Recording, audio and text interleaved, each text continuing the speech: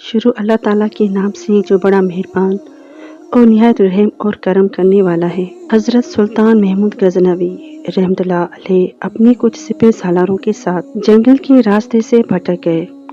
وقت تیزی سے سورج ڈھلنے کی طرف گزر رہا تھا۔ سلطان جنگل میں راستہ تلاش کرنے میں سرگرداں تھے۔ ایک ہندو دھرم کی شہزادی پر نظر پڑی جو اپنی کنیز کے ساتھ شاید شکار پر نکل آئی تھی۔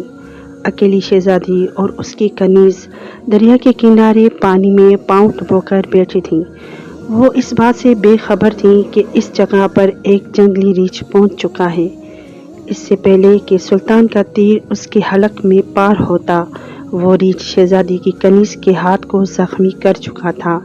اس سے پہلے کہ شہزادی اپنا ترکش سنبھالتی، تیر کمان میں لگاتی، شاید بہت دیر ہو جاتی، سلطان محمود غزنوی بے در پہ 3 تیر اس جنگلی جانور پر دے مارے، جس سے وہ ڈھیر ہو گیا۔ شہزادی کو یہ جاننے میں مشکل نہیں ہوئی کہ ایسی مہارت کا مظاہرہ کوئی جنگجو سپہ سالار ہی کر سکتا ہے۔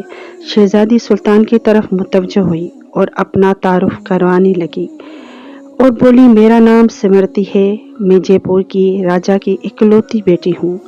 میری جان بچانے کا شکریہ۔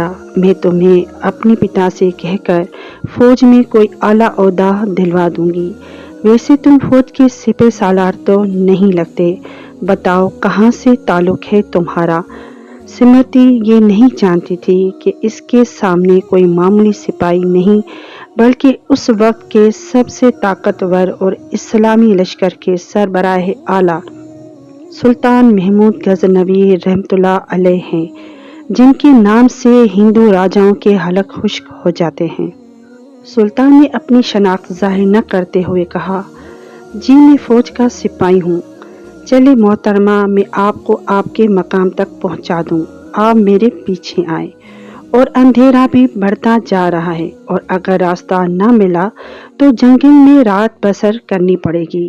شہزادی سمرتی جان چکی تھی کہ یہ شخص لالچ اور خوف سے پاک ہے۔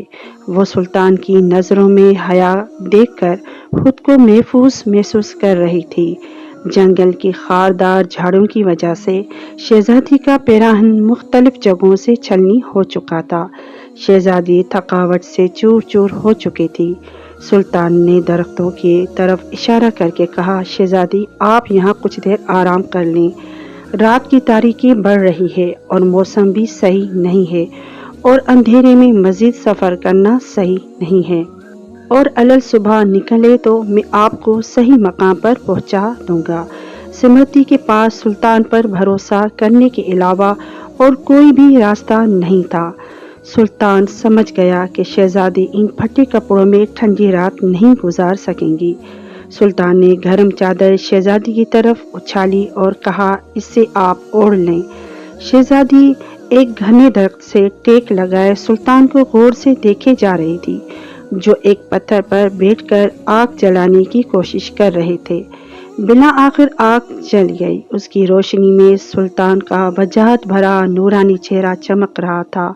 سلطان نے مٹی سے وضو کیا اور نماز پڑھنے لگے۔ شہزادی کو جھٹکا لگا، ارے یہ تو مسلمان لگتے ہیں، کہیں یہ غزنی لشکر کے تو نہیں؟ شہزادی کانپ گئی، یہ تو لٹیرے ہیں، گائے بھینس بکری سب کا ماंس کھاتے ہیں، یہ مجھے زندہ نہیں چھوڑیں گے۔ شہزادی سوچ میں پڑ گئی، اگر یہ اتنا ہی صفا اور ظالم ہوتا تو مجھے ریچھ سے کبھی نہ بچاتا۔ نہ چاہتے ہوئے بھی شہزادی کا دل اطمینان اور سکون سے بھر گیا۔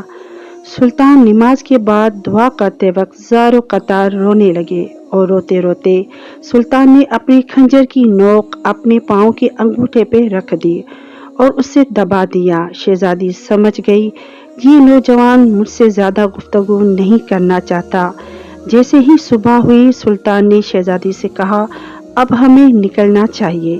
جیسے ہی سلطان آگے بڑھے تو اسے اپنے لشکر کے سپاہیوں کے قدموں کے نشان نظر آئے۔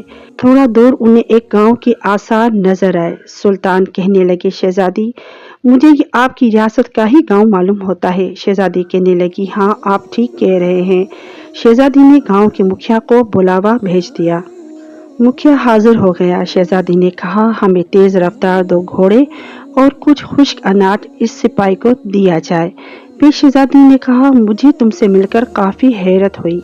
सारी रात इबादत के साथ तुम अपने खंजर से अपने जख्म को कुरीदते रहे और मेरी तरफ कोई तवज्जो नहीं दी। तुम चाहो तो हमारे साथ महल चलो, हम तुम्हें इनाम व अकराम से भर देंगे अपनी जान बचाने के बदले में। सुल्तान ने घोड़े पर सवार होकर शहजादी से कहा, शहजादी साहिबा, जख्म इसलिए मैं कुरीदता रहा कि आपका हुस्न मेरे ईमान को नुकसान न पहुंचाए और मेरी तवज्जो मेरे दर्द की तरफ ही रहे, आपकी तरफ न जाए। शहजादी कहने लगी, तुमने जो मौका गंवाया हमसे मिलने का, बातचीत करने का, लोग इस एक मौके के लिए अपनी रियासत से दस्तबरदार होने को तैयार हैं, अपना सब कुछ मेरी खातिर छोड़ने को तैयार हैं।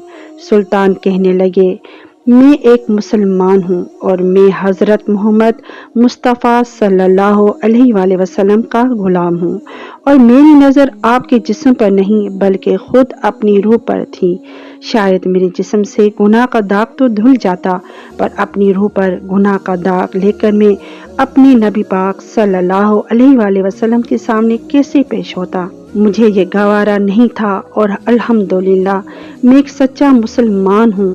शहजादी सुल्तान का ये जवाब सुनकर उनके अपने सच्चे मजहब इस्लाम से लगाव, उससे सच्चाई और उसके किरदार से मुतासर हुए बिना न रह सकी। जैसे उसका दिल उस अजनबी के मजहब और उसके साथ जाने को बेकरार हो रहा था। ये कहकर सुल्तान ने इजाज़त मांगी। शहजादी कहने लगी, अपना और अपनी फौज का नाम बताते जाओ, हमेशा तुम्हें याद रखेंगे।